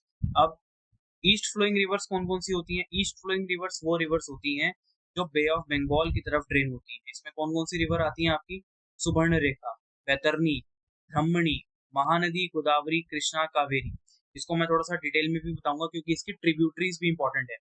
Then Rushikulya, Vamsadhara, नागनली, Paleru, मनेरू, पेनेरू, Vaigai and शिथर, ये सारी की सारी आपकी ईस्ट फ्लोइंग रिवर्स मानी जाती है। रिवर्स की बात करें तो हमें सबसे पहले इनका ड्रेनेज सिस्टम पढ़ने की जरूरत है। ड्रेनेज सिस्टम का मतलब होता है जब आप एक मेन रिवर, उसकी ट्रिब्यूटरीज और उसकी सब ट्रिब्यूटरीज के एरिया को काउंट करते हैं तो वो आपका एक ड्रेनेज सिस्टम निकल के आता है। ये कुछ कुछ पैटर्न्स फॉलो करता है जो एग्जाम में पूछे जाते हैं। सबसे पहला आता है डेंड्राइटिक पैटर्न। डेंड्राइटिक पैटर्न इस तरीके का फ्लो होता है, जब आप एरियल व्यू आसमान से देखेंगे तो आपको ट्री जैसा नेटवर्क, ट्री की ब्रांचेस जैसा नेटवर्क देखने को मिलेगा। और ये तब डेवलप होता है जब रिवर किसी स्लोप से नीचे जा रही हो, ढलान से नीचे उतर रही हो। गंगा, ब्रह्मपुत्र और इंडस, हिमालयन रिवर सिस्टम्स इस तरीके का पैटर्न बहुत कॉमन बनाती हैं। नेक्स्ट होता है पैरेलल। पैरेलल रिवर सिस्टम में एक रिवर दूसरी रिवर के पैरेलली फ्लो हो रही होती है, और ये वहां पे होता है जब इलाका पूरा का पूरा प्लेन हो, कोई स्लोप नहीं होती। आपकी गोदावरी, कृष्णा, कावेरी इस तरीके का पैटर्न फॉलो करती हैं। देन आता है ट्रेलिस पैटर्न। ट्रेलिस पैटर्न वहां पे आता है जहाँ पे हार्ड रॉक्स और सॉफ्ट रॉक्स होती हैं। सॉफ्ट वाली रॉक्स जो होती है वो रिवर अपने साथ ले जाती है इरोड करके, और हार्ड रॉक से डिफ्लेक्ट होकर रिवर अपना पैटर्न चेंज कर देती है। ये भी आपको मेजोरिटी हिमालयन रिवर्स में देखने को मिलेगा। देन आता है रेक्टेंगुलर पैटर्न। रेक्टेंगुलर पैटर्न में क्या होता है, रिवर तो फ्लो हो रही है, उसकी ट्रिब्यूटरी उससे 90 डिग्री के एंगल पे आके ज्वाइन हो जाती है। ये देखिए, ये एक दूसरे से परपेंडिकुलरली ज्वाइन होती हैं, शार्प बेंड देखने को मिलते हैं, जैसे कि चंबल और बेटवा रिवर्स। फिर आता है आपका रेडियल पैटर्न। रेडियल पैटर्न वो पैटर्न देखने को मिलता है जब रिवर किसी माउंटेन या किसी प्लेट्यू के सारे डायरेक्शन से फ्लो डाउन हो रही होती है। जैसे कोई पहाड़ है, उसकी सारी डायरेक्शन से अगर रिवर नीचे जा रही है तो वो हमें रेडियल पैटर्न देखने को मिलता है, जैसे कि नर्मदा, सोन। और इसका पोलर ऑपोजिट होता है एनुलर पैटर्न। एनुलर पैटर्न का मतलब होता है जब कोई बहुत बड़ा गहरा गड्ढा है, डिप्रेशन है, जब रिवर्स हर डायरेक्शन से इस गड्ढे के अंदर की तरफ फ्लो होती हैं, इस मतलब इस डिप्रेशन के अंदर की तरफ को आती हैं, तो इसे एनुलर पैटर्न बोलते हैं, जैसे कि आपकी लोकतक लेक इन मणिपुर।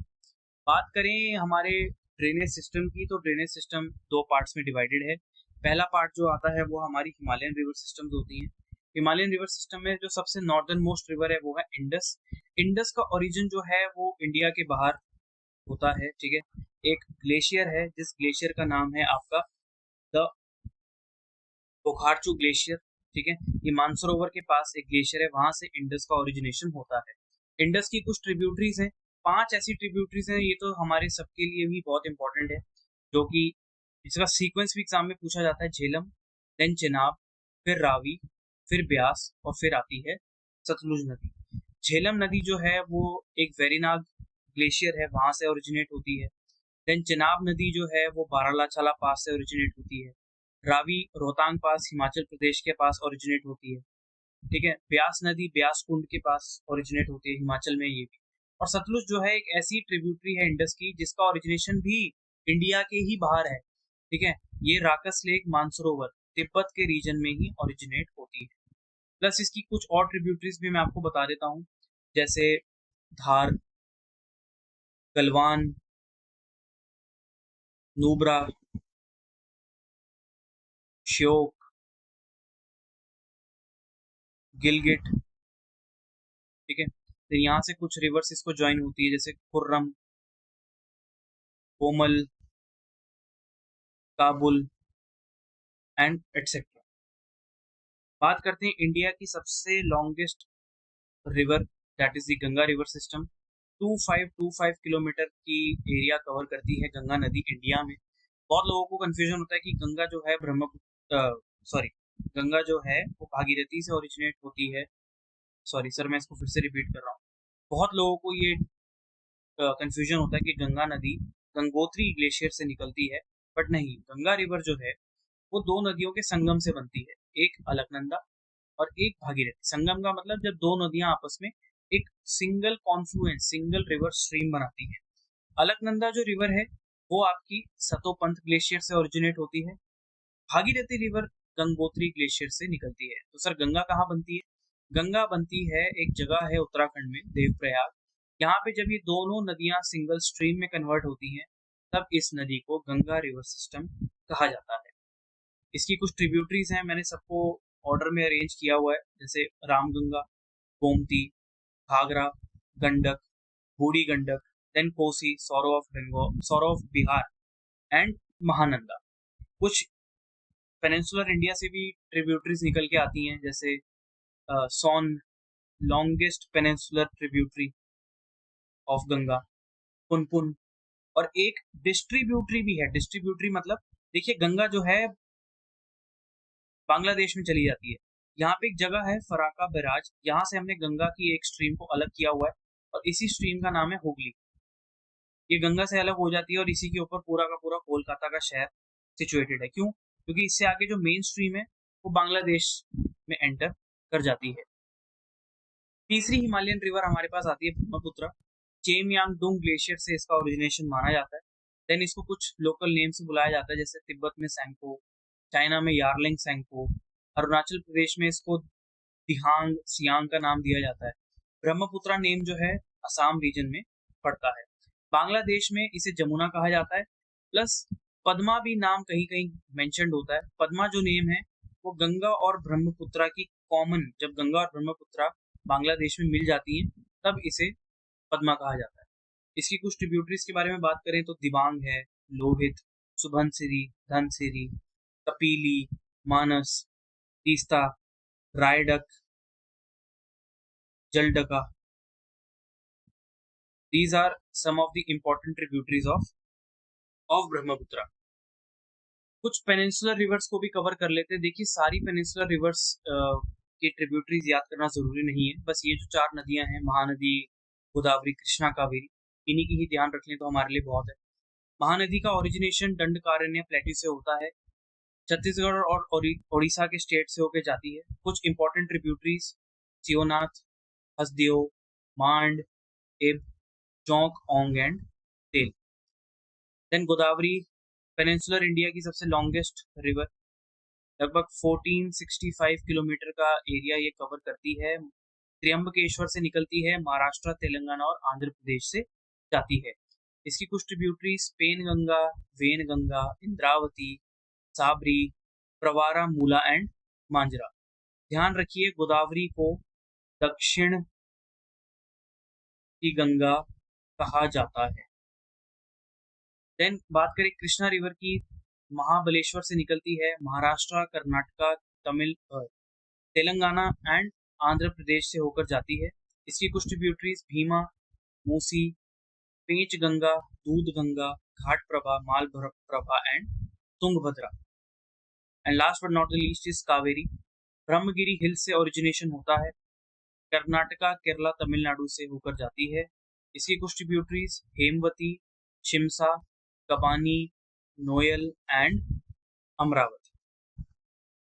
ये देखो एलएमआर में भी सारी चीजें हैं, डेंड्राइटिक पैटर्न है, ट्रेलिस पैटर्न है, ठीक है। देन आपका रेडियल पैटर्न है, सेंट्रीफ्यूगल पैटर्न है। सेंट्रीफ्यूगल पैटर्न वही होता है जब रिवर हर डायरेक्शन से किसी डिप्रेशन या किसी गड्ढे की तरफ अंदर की तरफ फ्लो होती है, जिसको आपने एनुलर पैटर्न भी समझा था। Then these are major Himalayan rivers, ठीक है। इनका ओरिजिनेशन पॉइंट इंडस का, गंगा का, ब्रह्मपुत्रा का टेबुलर फॉर्मेट में दिया गया है, ताकि जब एग्जाम में बचते हैं ना 5-6 दिन, तो हमें पूरी पूरी वीडियोस ना देखनी पड़े। इसलिए ये एलएमआर का डॉक्यूमेंट आपको दिया जाता है। कहाँ मिलेगा? इनसाइड एसएसबी का टेलीग्राम ज्वाइन करके रख लो, ये पीडीएफ ड्रॉप हो जाएगी। फिर आप पूछते रहते हो कि पीडीएफ नहीं मिली, ठीक है। ये आपकी left bank tributaries, right bank tributaries, पूरा का पूरा इंडस सिस्टम, ठीक है। झेलम, गरीनाग, चिनाब, बारालाचाला, रावी, रोहतांग पास, ब्यास, ब्यासकुंड एंड सतलुज। और ये क्रोनोलॉजिकली अरेंज्ड भी है, देखो ऑर्डर, झेलम, चिनाब, रावी, ब्यास एंड सतलुज। इसके बाद Ganga river system, Ganga river system के रिगार्डिंग कुछ इंपॉर्टेंट फैक्ट्स, ठीक है। देन ब्रह्मपुत्रा रिवर सिस्टम, और उसके बाद कुछ आपकी इंपॉर्टेंट पेनिनसुलर रिवर्स, और उसके साथ साथ डैम्स की इंफॉर्मेशन भी यहाँ पे इंपॉर्टेंट है। गोदावरी के ऊपर जैसे Jayakwadi dam, Gangapur dam, Polavaram project है, ठीक है। कृष्णा नदी के ऊपर नागार्जुन सागर डैम है, एग्जाम में कितनी बार पूछा गया है। देन आपका अलमाटी डैम है, तुंगभद्रा प्रोजेक्ट है, कावेरी के ऊपर मेतनूर डैम, कबानी डैम। सारी की सारी चीजें जो हैं आपकी दी गई हैं। जैसे नर्मदा है, सरदार सरोवर प्रोजेक्ट, तापी, तापी के ऊपर उकाई, काकरा पार प्रोजेक्ट। हो सकता है कि मैच द फॉलोइंग में इस तरीके का क्वेश्चन आ जाए, इसलिए इन पीडीएफ की एक एक लाइन ध्यान से रीड करना आपकी रिस्पॉन्सिबिलिटी बनती है। चलते हैं नेक्स्ट क्वेश्चन के ऊपर। Which of the following statements regarding black soil is और आर करेक्ट? ब्लैक सॉइल जो है आपको डेक्कन प्लेट्यू में देखने को मिलेगा। ये इन्फॉर्मेशन मैंने आपको थोड़ी देर पहले शेयर की थी, ठीक है। So yes, it is correct. इसको रेगुर सॉइल भी कहते हैं, क्यों? क्योंकि इसका नेचर ऐसा क्ले जैसा नेचर होता है, ठीक है। डीप एंड इम्परमिएबल, क्या ये इम्परमिएबल होती है? Is this correct? Yes, impermeable होती है कब? जब ये गीली हो जाती है, जब ये वेट हो जाती है। क्ले का नेचर क्या होता है? जब क्ले एक बार वेट हो जाता है तो वो इतना ज्यादा डीप हो जाता है, इतना ज्यादा बाइंड हो जाता है कि इसको पेनिट्रेट करना थोड़ा सा मुश्किल हो जाता है। तो ये भी करेक्ट है। Since they are impermeable, rain fed crops do not grow well. No, rain fed crop यहाँ पे बहुत अच्छी ग्रो होती है। रेन फेड का मतलब होता है ऐसी क्रॉप्स जिन्हें काफी ज्यादा मॉइस्चर चाहिए होता है, जिसे हम ग्रो करते हैं हमारे इरिगेशन चैनल्स प्लस मॉनसून की हेल्प के साथ। ये स्टेटमेंट्स आपका थोड़ा सा रॉन्ग हो गया, क्यों? क्योंकि इसके ऊपर रेन फेड क्रॉप बहुत अच्छे से ग्रो होती है। तो that is why option number A 1 and 2 is correct. अब सॉइल की बात हो रही है तो सॉइल की कुछ क्लासिफिकेशन पढ़ लेते हैं। उससे पहले मैं आपको एक कॉमन फैक्ट बता देता हूँ। इंडिया में आप जितनी भी सॉइल देखेंगे उसमें आपको एनपीके, ये ऐसे 3 मिनरल्स हैं, बहुत कम देखने को मिलेंगे। इसीलिए हम एनपीके का फर्टिलाइजर यूज करते हैं, ठीक है। इंडियन सॉइल जो होती है वो नाइट्रोजन में, फॉस्फोरस में, पोटेशियम में काफी पुअर मानी जाती है। सबसे पहले बात करेंगे अलूवियल सॉइल की, तो ये वही सॉइल है जो रिवर्स के डिपोजिशन से बनती है, फाइन डिपोजिशन से बनती है और बेस्ट मानी जाती है एग्रीकल्चर के लिए, ठीक है। इसके 2 टाइप्स होते हैं, पढ़ाया था मैंने, khadar new, bangar is old. Texture जो होता है वो इसका लोमी टेक्सचर होता है। लोमी टेक्सचर मतलब मॉइस्चर कंटेंट भी अच्छे से होल्ड करती है, प्लस इतने फाइन सेडिमेंट्स होते हैं कि वाटर भी अच्छे से रिटेन करती है। It is rich in potash and humus, humus का मतलब organic material, dead decaying animals, और पुअर होती है फॉस्फोरस एंड नाइट्रोजन। देन आती है ब्लैक सॉइल। ब्लैक सॉइल को रेगुर सॉइल भी कहा जाता है, ठीक है। सेल्फ फ्लोइंग भी कहा जाता है। सेल्फ फ्लोइंग का मतलब कि ये सॉइल का जो टेक्सचर होता है ना, वो क्ले का इस तरीके का होता है कि आपको खेत को रेडी करना ज्यादा नहीं रेडी करना पड़ता। इसका कलर ब्लैक क्यों है? क्योंकि ये वॉल्केनिक एक्टिविटी की वजह से बनी थी। It is very good for cotton crops and rich in iron, magnesium and aluminium, but poor in nitrogen and phosphorus. फिर थर्ड आती है आपकी red and yellow soil. Red and yellow soil जो है वो बनती है जब सॉइल के नीचे वाले जो रॉक्स हैं वो इरोड होने लग जाती हैं, वो वेदर्ड मतलब उनके अंदर का मिनरल खराब होने लग जाता है, और वो आयरन का कंटेंट जब सॉइल में ऐड हो जाता है, that is why the soil turns red. और ये येलो कब टर्न करती है, जब इसी रेड सॉइल को थोड़ा सा मॉइस्चर मिल जाता है। Rich in iron and humus but poor in nitrogen and phosphorus. फिर आती है आपकी laterite soil. Laterite soil literally leaching से बनती है। सब लीचिंग का क्या मतलब होता है, जो सॉइल के नीचे बड़ी बड़ी पेरेंट रॉक होती हैं, इसके अंदर का मिनरल पूरा खराब हो जाता है, और खराब होने की वजह से सॉइल के अंदर के मिनरल कंटेंट्स खत्म हो जाते हैं। सिर्फ ज्यादातर जो है आयरन के कंटेंट ही बचते हैं। इसीलिए इस सॉइल का यूज जो है ब्रिक मेकिंग में ज्यादा किया जाता है। प्लस प्लांटेशन क्रॉप्स जैसे कि टी, कॉफी, नट्स, रबर में भी इसकी ग्रोथ होती है। It is poor in lime, potash and magnesium. फिर आती है आपकी डेजर्ट सॉइल। डेजर्ट सॉइल आपको पता ही है, एरिड रीजन, डेजर्ट रीजन में होती है। ये बनती कैसी है, क्योंकि ये सॉइल्स में हाई टेम्परेचर देखा जाता है, और इन सॉइल के अंदर आपको थोड़े से सॉल्ट भी देखने को मिलेंगे। इस सॉइल के ऊपर खेती करना बहुत मुश्किल है। क्यों? क्योंकि टेक्सचर सैंडी होता है। रेत जैसा टेक्सचर जो होता है वो मॉइस्चर को बिल्कुल होल्ड नहीं कर सकता, इसलिए क्रॉप्स को यहाँ पे हमेशा पानी की कमी महसूस होगी। It is rich in nitrates and phosphates, but यहाँ पे नाइट्रोजन भी नहीं है, प्लस ऑर्गेनिक मटेरियल भी बहुत कम है। फिर आती है आपकी माउंटेन सॉइल। देखिए, माउंटेन सॉइल का काम खेती बाड़ी में कम यूज होता है, एग्रीकल्चर में इसका यूज ज्यादा नहीं है, बट इसका यूज जो है वो फॉरेस्ट इंडस्ट्री, लंबरिंग इंडस्ट्री में ज्यादा किया जाता है। देखिए, यहाँ पे एग्रीकल्चर होता है बट बहुत कम होता है। क्यों? क्योंकि सॉइल उतनी एडवांस नहीं है, सॉइल उतनी फर्टाइल नहीं है, प्लस यहाँ पे कांस्टेंट लैंडस्लाइड का थ्रेट रहता है, सॉइल इरोजन का थ्रेट रहता है। बट यहाँ के जो फॉरेस्ट है उनका यूज किया जाता है वुड इंडस्ट्री में। ठीक है। It is rich in organic material but poor in lime and potash. Then आती है आपकी सेलाइन एंड एल्कलाइन सॉइल। नाम से ही पता चल रहा है इसके अंदर डिसॉल्व्ड सॉल्ट होते हैं। ठीक है। भारी मात्रा में आपको इस सॉइल में सॉल्ट्स देखने को मिलेंगे, सोडियम, मैग्नीशियम और कैल्शियम के। ये क्यों होते हैं? क्योंकि जब सॉइल में ज्यादा इरिगेशन हो जाता है, इसका टेक्सचर सैंडी से लोमी होता है, खेती होती है, और ये सॉइल आपको पंजाब, हरियाणा, राजस्थान के ऐसे इलाकों में देखने को मिलेगी जहाँ पे इरिगेशन के चैनल्स की वजह से ही सॉइल जो है खराब हो गई।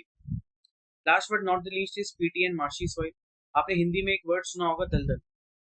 वही सॉइल है जहाँ पे एक्सट्रीम ह्यूमिडिटी होती है, बहुत ज्यादा मात्रा में रेनफॉल देखी जाती है, वहां पे ये सॉइल क्रिएट होती है।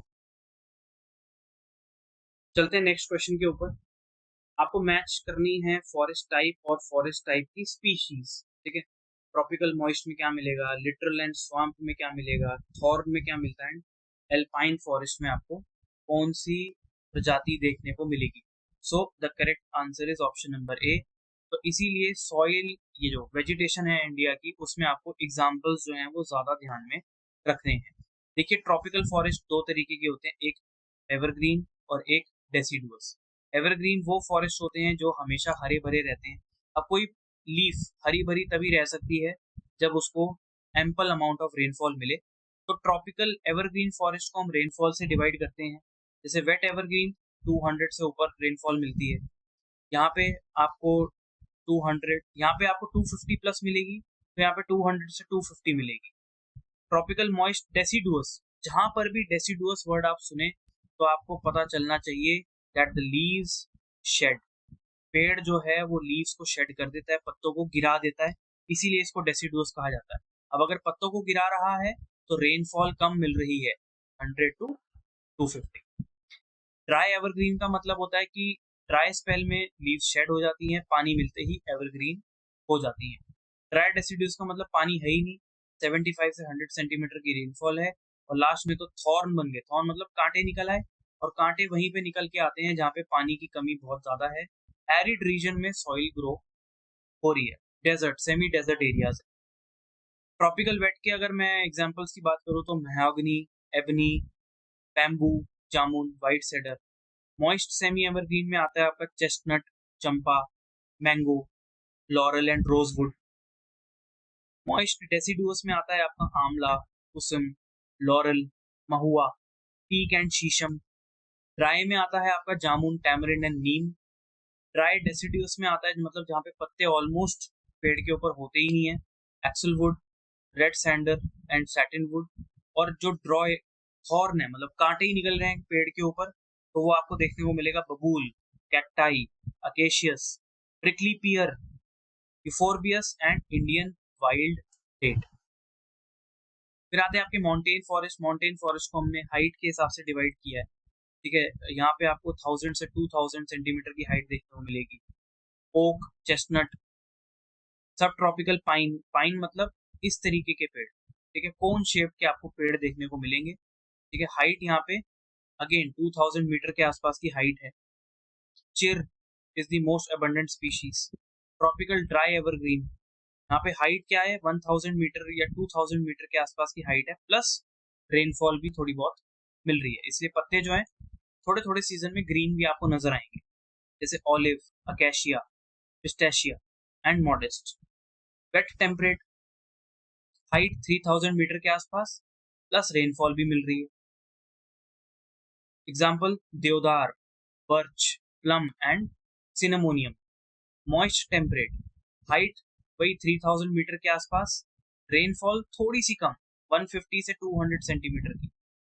देवदार, टिम्बर, पाइन एंड सेडर। और ये जो पेड़ होते हैं कॉर्निफेरस होते हैं। कॉर्निफेरस का मतलब जो लीव्स होती हैं कुछ इस तरीके की कोनिकल शेप में मिलेंगे, इवन पेड़ की शेप ही कोनिकल होती है। And last is dry temperate, height 3000 metre से भी ऊपर, plus no rainfall, no sign of rainfall, ठीक है। तो यहाँ पे आपको oak, ash, maple and olive जैसे ट्रीज की स्पीसीज देखने को मिलेगी। अब एक छोटा सा आपके लिए होमवर्क है, डू इट योरसेल्फ। आपको ये सारे के सारे फिल इन द ब्लैंक्स का जो आंसर है नीचे कमेंट में सभी बच्चों को देना है विद लेटेस्ट इन्फॉर्मेशन। इससे क्या होगा, इससे आपकी नॉलेज भी बिल्ड होगी, प्लस मुझे भी पता चलेगा कि आप में से वीडियो तो बहुत सारे बच्चे देख लेते हैं, कंसिस्टेंट कौन कौन रहता है, होमवर्क कौन कंप्लीट करता है। तो जल्दी जाओ कमेंट करो कि भैया इन क्वेश्चंस का आंसर है क्या। बढ़ते हैं नेक्स्ट क्वेश्चन की तरफ। What does BW stands as per the Köppen climate classification? देखिए कोपन की जो क्लासिफिकेशन है, क्लासिफिकेशन का मतलब क्या होता है कि कोपन ने पूरे वर्ल्ड के क्लाइमेट्स को कुछ कोड्स दिए थे, ठीक है। और उन कोड से हम डिनोट कर सकते हैं कि भाई कौन सा कोड, जैसे कोड्स कितने तरीके के होते हैं, एक होता है A, B, C, D, E and H, ठीक है। ये अलग अलग कोड्स अलग अलग क्लाइमेटिक जोन्स के बारे में हमें इंडिकेशन देते हैं। ये वर्ल्ड के climatic zones as well as Indian climatic zones, या जो इंडियन एरिया हमारा जो इंडियन कॉन्टिनेंट है उसमें जो भी क्लाइमेट आपको देखने को मिलेगा, जैसे वेस्टर्न घाट में अलग देखने को मिलता है, डेजर्ट एरिया में अलग देखने को मिलता है, स्नो कवर्ड माउंटेन्स अलग देखने को मिलते हैं, तो उनको भी हम इन कोड्स की हेल्प से आइडेंटिफाई कर सकते हैं। सो इस क्वेश्चन का आंसर देने से पहले मैं आपको थोड़ा सा कोड्स के बारे में बता देता हूँ, एक ब्रीफ इंट्रोडक्शन दे देता हूँ कोड्स का। So A, B, C, D and E. H भी मैं आपको बताऊंगा। सबसे पहले ए का मतलब होता है ट्रॉपिकल एरियाज, ठीक है, मतलब गर्म इलाके। ट्रॉपिकल का मतलब ये होता है कि ये ह्यूमिड एरियाज होते हैं, ठीक है। यहाँ पे आपको रेनफॉल भी देखने को मिलेगी, प्लस आपको गर्मी भी अच्छी खासी देखने को मिलती है। एवरेज कोल्ड टेम्परेचर 18 डिग्री से ज्यादा होता है, इसका मतलब काफी गर्म इलाके हैं। देन बी का मतलब होता है ड्राई। ड्राई एरियाज दो तरीके से ड्राई होते हैं, एक सेमी एरिड, मतलब बी एस जो है वो सेमी एरिड के लिए होता है, S stands for semi arid. और एक होता है B W, W stands for completely arid. Arid का मतलब कंप्लीट डेजर्ट में वो कन्वर्ट हो चुके हैं। तो बी अगर कहीं पे भी आपको देखने को मिलेगा, आपको हमेशा डेजर्ट के ऊपर ही जाना है। So yes, the answer to this question will be a desert type of climate. Then बात करें सी, तो सी ठंडे इलाके होते हैं, टेम्परेट जोन्स होते हैं, ठीक है। D stands for your continental zones, यहाँ पे आपको थोड़ा बहुत स्नो कवर भी देखने को मिलता है। प्लस ई तो पूरे पोलर इलाके होते हैं। और एक E T, T stands for tundra region and E F stands for polar ice cap. मतलब पोलर आइस कैप मतलब नॉर्थ पोल और साउथ पोल के ऐसे इलाके जहाँ पे हमेशा बर्फ का कवर आपको देखने को मिलेगा। थोड़ी सी अगर डिटेल में इसके जाएं तो एक क्लाइमेट को हम किस तरीके से आइडेंटिफाई कर सकते हैं। देखिए ये वाला जो टॉपिक है बच्चों को ग्रैब करना बहुत मुश्किल होता है, तो इसलिए कोशिश करेंगे इसको थोड़ा सा इजी बनाने की। तो आप ए को 3 बार लिखिए, उसके बाद लिखिए AF, AM और AW। याद कैसे करें सर? AF में जो है कभी भी ड्राई सीजन आता ही नहीं है। Rainfall will be more than 250 centimetre. AM rainfall थोड़ी सी कम हो जाएगी, 200 से 250 सेंटीमीटर की रेनफॉल, यानी कि मॉनसून हेविली डिपेंडेंट है, बट थोड़ा बहुत शॉर्ट ड्राई सीजन भी आता है। और AW में तो बारिश कम हो जाती है, 100 से 150 सेंटीमीटर की रेनफॉल है। मतलब 6 महीने ड्राई रहता है और 6 महीने वेट स्पेल, मॉनसून का स्पेल आपको देखने को मिलेगा। तो A का मतलब ट्रॉपिकल प्लस मॉनसून का मिक्सचर है। बी मैंने आपको बताया बी ड्राई क्लाइमेट होता है। अब देखिए दो तरीके से हम इसको डिवाइड करते हैं। मैंने आपको बताया BS and BW। S will be semi arid, W will be completely arid. तो जहाँ पे BS और BS आ रहा है तो यहाँ पे सेमी एरिड आप ध्यान में रखेंगे। अब सर ये H और K क्या है? देखिए जिसमें H लग जाएगा, जहाँ पे H लग जाएगा, H will be low latitude. Low latitude का मतलब इक्वेटर से लेके 30 degree north and 30 degree south के बीच के जो जोन होते हैं इसको लो लैटिट्यूड बोलते हैं। और के का मतलब क्या होता है? के विल बी हाई लैटिट्यूड या मिड लैटिट्यूड। मतलब 30 डिग्री से लेके 45 डिग्री नॉर्थ एंड साउथ के जो लैटिट्यूड एरियाज हैं उनको मिड लैटिट्यूड कहा जाता है।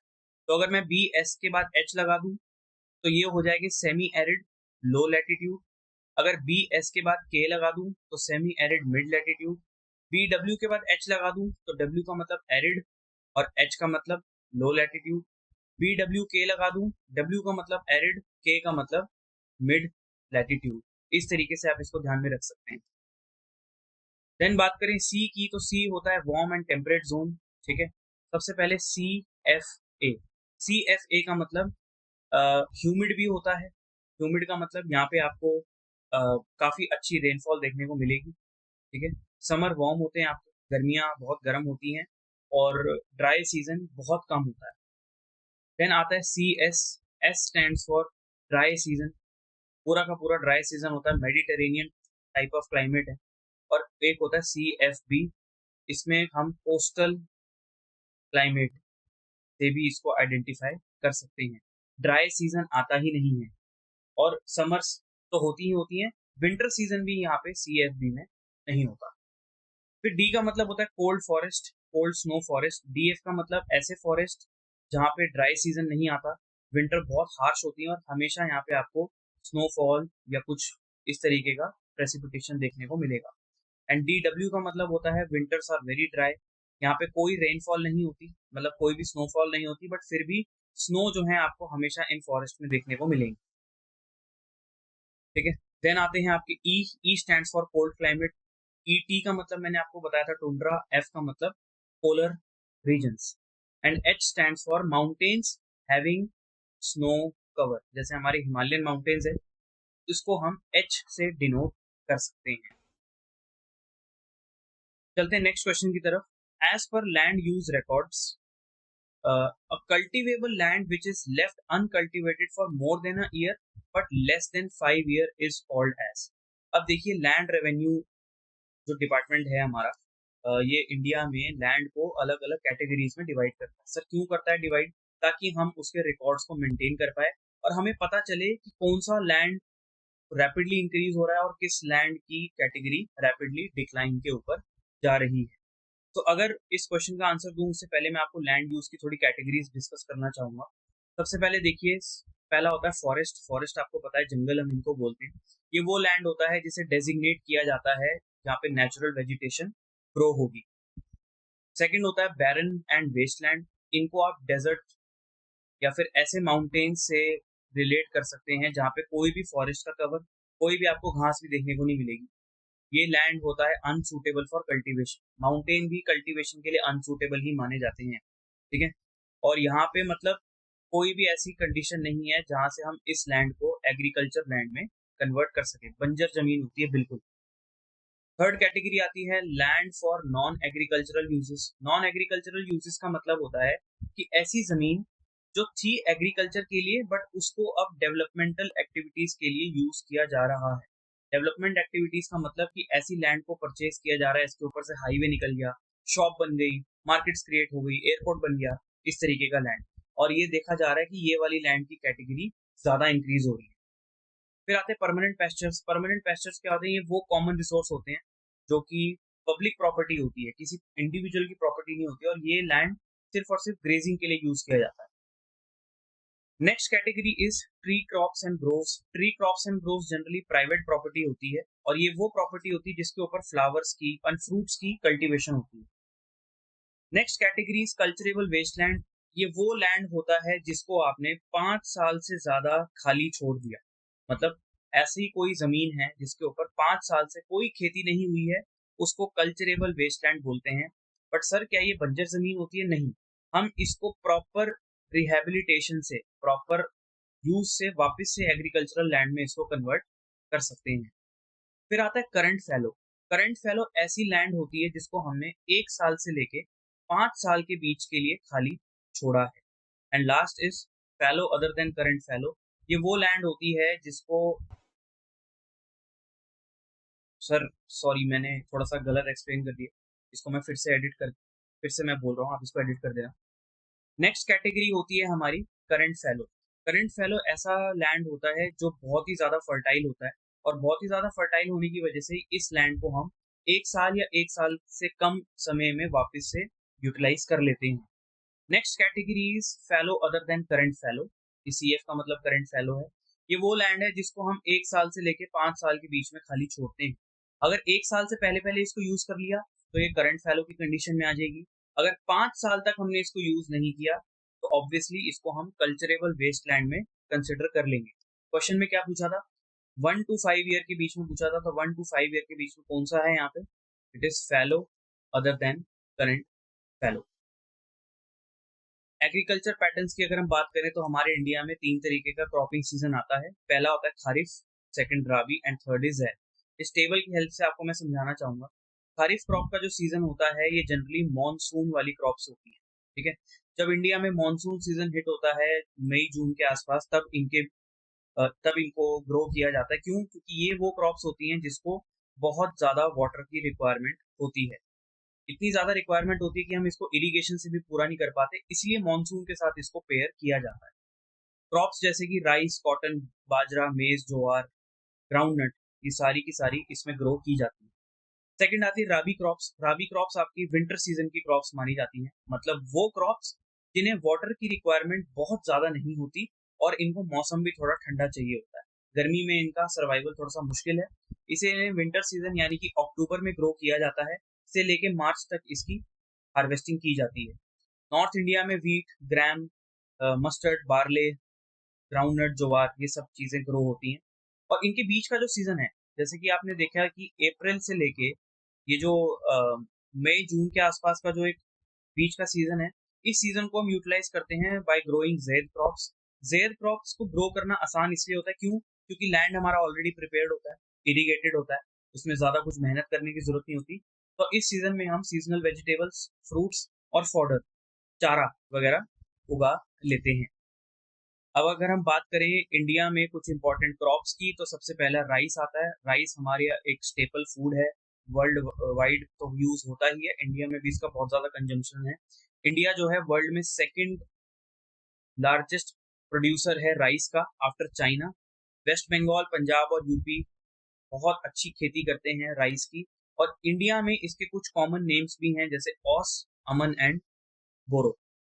देन बात करें वीट की, तो वीट में वर्ल्ड का 12% प्रोडक्शन इंडिया से ही जाता है। पूरे नॉर्थ इंडिया के स्टेट्स वीट प्रोडक्शन में बहुत हेल्प करते हैं।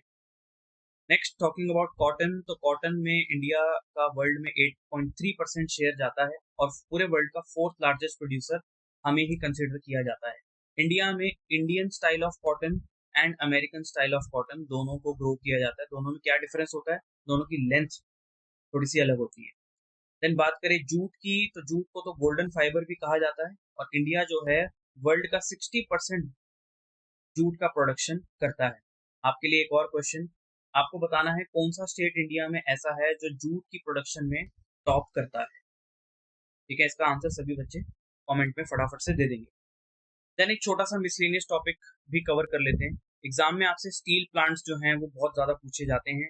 ये वो स्टील प्लांट्स हैं जो गवर्नमेंट ने अपने इनिशियल, जब हमारा कंट्री फॉर्म हुई थी तो इनिशियल सेकंड 5 ईयर प्लान के तहत कुछ स्टील प्लांट्स इंडिया में एस्टेब्लिश किए थे, और आपसे वही वाले प्लांट ज्यादा पूछे जाते हैं जो गवर्नमेंट खुद से ऑपरेट करता है। सबसे पहले बात करें तो भिलाई स्टील प्लांट है, ये हमने सोवियत यूनियन जो रशिया पहले हुआ करता था उसकी हेल्प से मिलके हमने बनाया था, ठीक है, छत्तीसगढ़ में है। देन रौरकेला हमने जर्मन कोलैबोरेशन से बनाया, उड़ीसा में है। बोकारो स्टील प्लांट हमने फिर से सोवियत की कोलैबोरेशन से झारखंड में बनाया। देन दुर्गापुर यूके की कोलैबोरेशन से वेस्ट बंगाल में बना। सम अदर स्टील प्लांट जैसे सालेम इन तमिलनाडु, इसको इन वेस्ट बंगाल एंड विश्वरा इन कर्नाटक। बात करें गोल्डन ट्रायंगल की, तो गोल्डन ट्रायंगल एक ऐसा इनिशियल रोड नेटवर्क था जिसने 4 मेजर सिटीज को कनेक्ट किया था। 4 मेजर सिटीज कौन कौन सी थी आपकी? न्यू दिल्ली से कोलकाता, कोलकाता टू चेन्नई एंड चेन्नई से मुंबई एंड मुंबई से दिल्ली। ये 4 मेजर मेट्रो सिटीज को हमने कनेक्ट किया था, ठीक है। अब तो खैर इसका नेटवर्क और भी ज्यादा एक्सटेंड कर दिया है हमने, but these were the initial 4 metro cities जो गोल्डन क्वाड्रिलेटरल से कनेक्ट हमने की थी।